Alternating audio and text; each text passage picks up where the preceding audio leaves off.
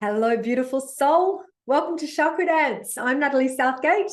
I'm a Hay House author, creator of Chakra Dance, and feeling very inspired this morning to come in and have a little chat about the chakras. No surprise, really, is it? As I'm pretty passionate about the chakras. I discovered the chakras. Actually, I first discovered the chakras when I did my first Reiki course when I was 17. I just turned 55, so that's a long time ago.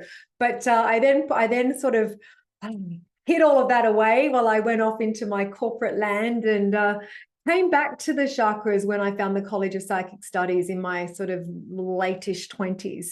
And since then, I have to say that working with the chakras has just become kind of like my roadmap in life. It really is. It's like I can't imagine, honestly can't imagine trying to figure out how to do life in a way without this map. It's like a sacred map that has helped me make so much sense out of life and really, I guess, bring my own life into much more balance and harmony. So I just wanted to do a little kind of chat about the chakras from a different perspective, share with you how I view the chakras. So I actually see the chakras as being like these 7 different inner worlds.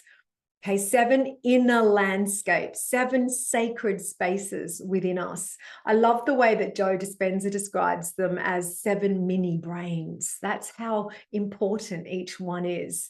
And they're all different. You know, each one has a specific meaning and a lesson and a gift for us. Okay, there's all the practical stuff. Each one influences the health of different parts of our bodies and different organs and different glands. And each one really influences one particular or an aspect of our lives. Okay, it can be more than one specific thing, but an aspect of our lives. So it's really, I guess, important for me in the healing work that I do that we do actually work with all 7 chakras. And this is the thing that I've really noticed in myself and by working with literally hundreds of thousands of people with their chakras over the last 30 plus years. Okay. Most of us end up going through life, operating, living our lives predominantly through maybe 3 or 4 chakras. Okay, so they become our kind of strong points, our more dominant parts of who we are. And then we've got other chakras that we are kind of a little bit, buried. They're a bit buried. The energy's buried. It's a bit dormant. It's a bit weakened within us. Okay. And there'll be parts of us then that are very undiscovered, very unconscious in a way. We don't even know we have these gifts that are there buried within us. So this pathway of healing is very much about bringing the energy, bringing the awareness, bringing the consciousness into each of these 7 brains, 7 worlds, 7 inner landscapes, so that if we can become more balanced here, everything becomes more balanced. Our being becomes more balanced. Our lives become more balanced. Our health becomes more balanced. So it's a really great goal to have, let's face it, because the more this is happening, the more life flows and opens up for us, the more we can live the fullest life possible for us. Because, as well as being out of balance, what tends to happen if even the strong chakras, even if we're like really operating quite fiercely out of one chakra, it starts to over time throw the system out of balance a little bit. And you can end up having excessive energy. Think of the power center at the solar plexus. You might think, yes, you really want a lot of energy so that you can feel totally empowered and strong and confident and have that self-esteem and all of that. And yes, we do. That's a balanced solar plexus. But if it's excessive at detriment to the others, that's where it pushes over into getting your power from others, bullying others, dominating others. Can you see how you can very easily get an excessive amount of energy in a chakra, which takes it over the edge? Okay. And then meanwhile, something else is losing its energy. So it's kind of like this balancing act where we're trying to bring everything together, and having the map makes it possible. It makes it so much easier.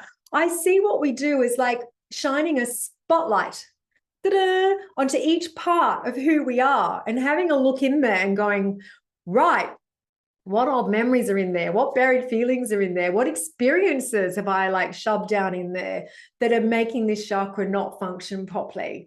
And really, this is what chakra work in general is about. I do lots of different chakra work, but predominantly what I do is chakra dance, where we're using music and movement and Jungian psychology all woven together and mandala art as a way of really going into each of these 7 worlds in a profound way, in a safe way. Sometimes the reason we haven't put energy or consciousness into a world is into one of our inner worlds, that is because we've had experiences that have been wounding there. So we unconsciously avoid going back. We're like, I don't want to go back there. So it's a very safe way of re-entering into the spaces within us that need the healing, that need the balancing. So this is why chakra work is so beautiful and potent and healing, and why I feel incredibly blessed to, at a young age, really have found a sacred map, a way of doing this healing that just makes so much sense and is so easy to follow. And with combining this with the Jungian psychology and the movement, it's safe and it's deep and it's profound. So I just wanted to share that little bit of information about the chakras in general.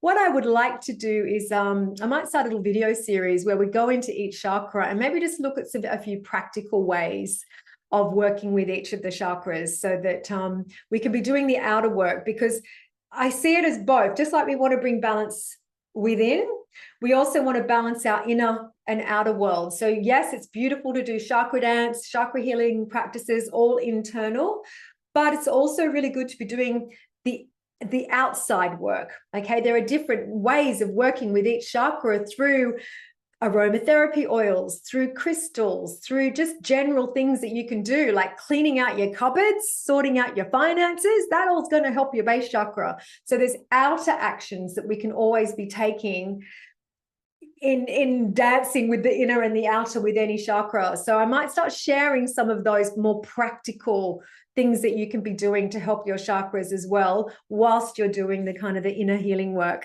So anyway, just sharing a bit of the passion, sharing a bit of the love that I have for this beautiful energy work, and sending you many, many blessings.